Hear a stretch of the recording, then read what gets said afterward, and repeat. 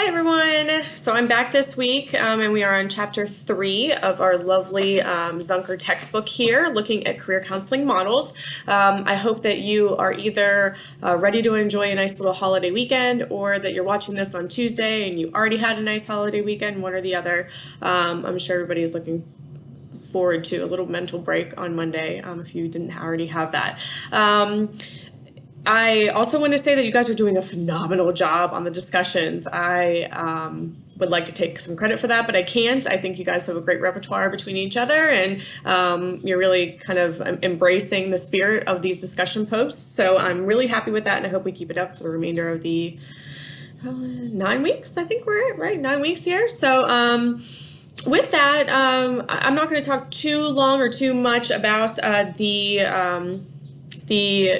models of career counseling that were discussed in chapter 3. I do like how the text broke it down into 5 nice, clear, concise models, and I hope that you guys took the time to read over the case studies, because I think those were very useful as well to kind of I guess I could have, supplemented that with some videos, but I think the case studies that Zunker has included within this text really illustrate the process of career counseling for the models that were discussed within the chapter. So just kind of a little short review, kind of some key points about all 5 models. For one, definitely print out those notes, read over them, highlight them, whatever you want to do within the 5 career models. It just provides a nice little format that I'll probably go back to whenever I'm developing the exam at the end of this the summer semester. So just be cognizant of that. When we're thinking about the trait and factor and person environment fit approach, kind of combining 2 of those, the one takeaway from that I would say is that a lot of the theories and the models that have been around since kind of the onset of an idea often get a bad rap later on.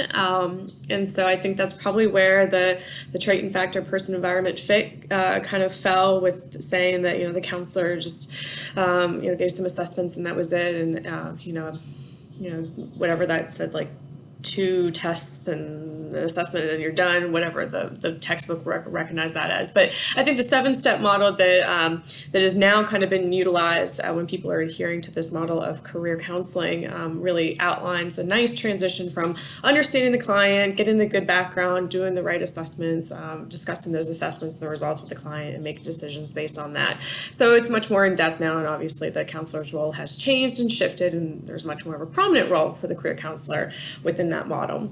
The development model, I think, is really applicable to this day and age because now we fully embrace the fact that as we develop, as we change, as we get older, our views change, our wants and desires, what fulfills us in terms of a career might change. What I might enjoy doing in my late 20s, maybe I'm probably not going to enjoy in my 50s for most people. So I like that the developmental model acknowledges that career development is this lifelong process, and anymore that can extend all the way past what has always been considered the age of retirement. So I think it's important that we consider the effects of doing utilizing these career counseling models with older populations as well, and the developmental stages that we see later on. The learning theory model, I applaud this one because it's really requiring the counselor to pull in the actual counseling techniques and the theories that are necessary to work with people on a deeper, more complex level. So I appreciate the learning theory model for that.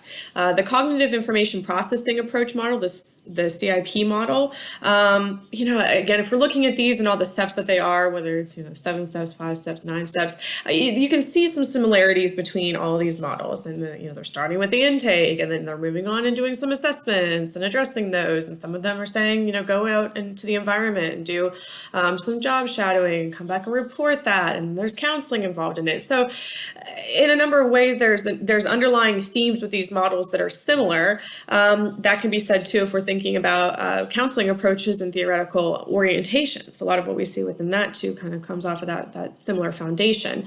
With the CIP model, what I really liked about it was that it had the individual learning plan. I'm looking at the text here, so it's on page 105, and I really thought that with that it was kind of reflective of an individualized employment plan, right? An IEP, or IPE, sorry. It's Friday afternoon. IPE, individualized plan for employment, not an IEP. Although maybe, I mean, if you think about it in terms of, anyway, I digress.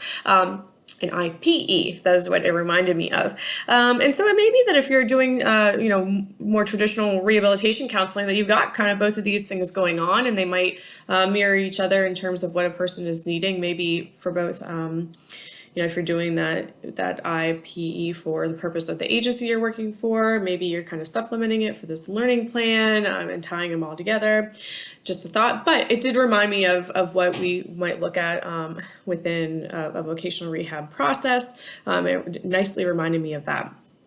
And of course, we're when we look at the multicultural career counseling model for ethnic women, I think we can utilize some of those techniques within that model, maybe even potentially pull them in with other minority clients, clients that maybe are just women, but we're using, let's say a developmental model, but we're still kind of looking at some of the aspects of the multicultural career counseling model as well, and addressing some of those other issues, the societal issues that may prohibit somebody from getting the job that they really want, or how we were brought up and the culture that we were born into, and how careers viewed within even like a family system.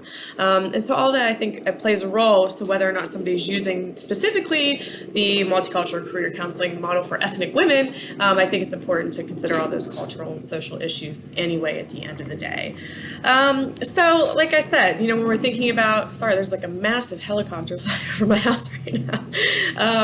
When we're thinking about the major parameters of 5 models, kind of this final slide that I've offered up for you guys, or I should say Zunker has offered up for you guys, when we're starting out thinking about the goals of counseling. What is the purpose of that individual being in the office with us if we're doing career counseling? Is it somebody that is, in high school and looking to get out into the world of work immediately? Are we thinking about a college student that's coming in and exploring different options and wants their career and, of course, their studies to align? Are we thinking about the person that has just graduated and is young and kind of starting out in their career, or somebody that has been in a career and experienced a job loss? So it's always important, of course you know me now, that I'm always stressing the importance of making sure that you are understanding of the client's goals, and that these goals are as concrete as they possibly can be, and that you have these steps to take to achieve those goals, or the client has the steps and you're there supporting them and they know that.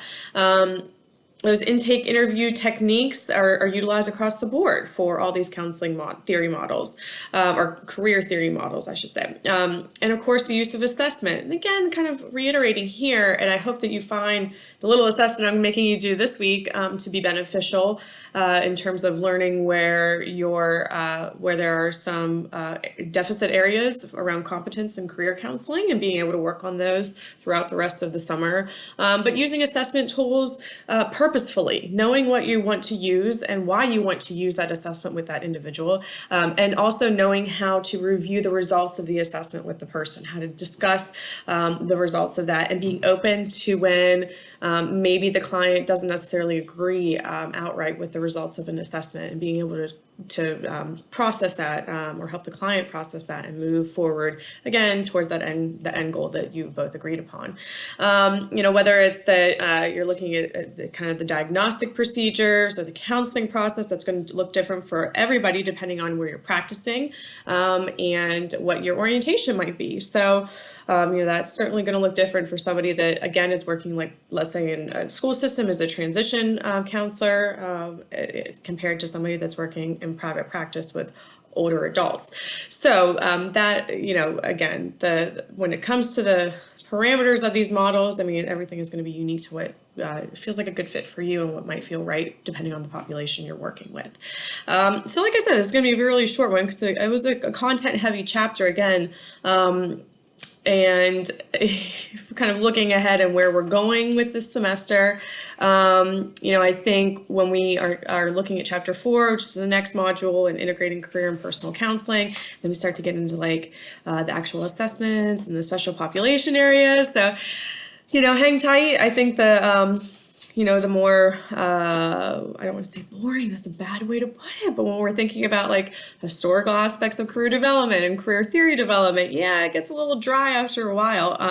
But hopefully we're getting into the more interesting topics here in the next couple of weeks. So with that, I'll leave you guys to be taking the assessment, the career inventory for yourselves, and posting the results on that. And if you have any questions about anything, feel free to email me and let me know. All right, bye.